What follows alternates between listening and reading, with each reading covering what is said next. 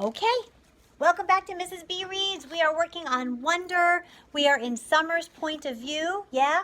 And we are on page 131 in the chapter called The Egyptian Tomb. Okay? All right. Of course, we're looking for character traits for Summer, and we're looking for notice and note signposts. Yes, yes? Because they help us understand the book better. Good. Okay, here we go. Over the next month, August and I hung out a lot after school, either at his house or my house. August's parents even invited Mom and me over for dinner a couple of times. I overheard them talking about fixing Mom up on a blind date with August's Uncle Ben.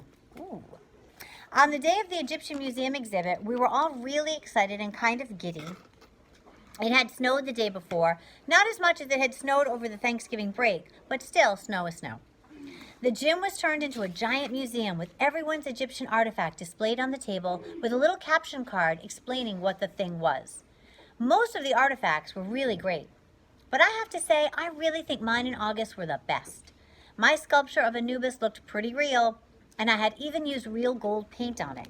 And August had made his step pyramid out of sugar cubes. It was 2 feet high and 2 feet long, and he had spray painted the cubes with this kind of fake sand paint or something. It looked so awesome. Are you guys learning about Egypt yet in social studies? No. In 5th grade? Yeah. Interesting.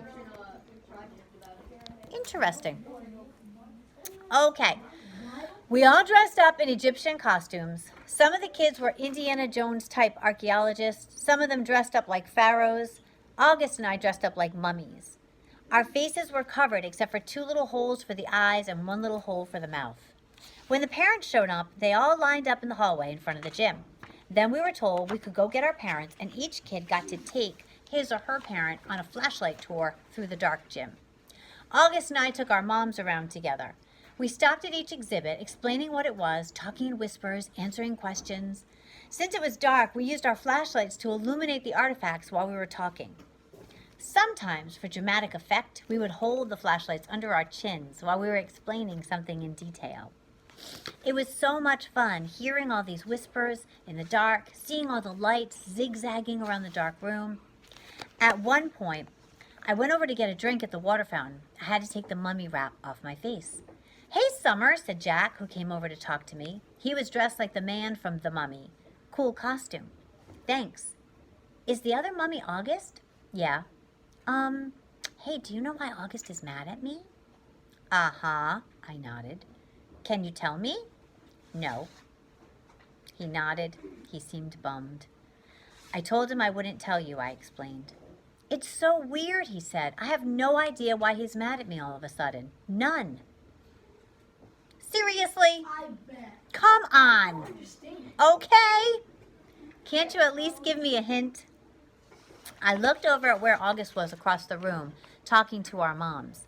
I wasn't about to break my solid oath that I wouldn't tell anyone about what I wasn't about to break my solid oath, that I wouldn't tell anyone about what he overheard at Halloween, but I felt bad for Jack.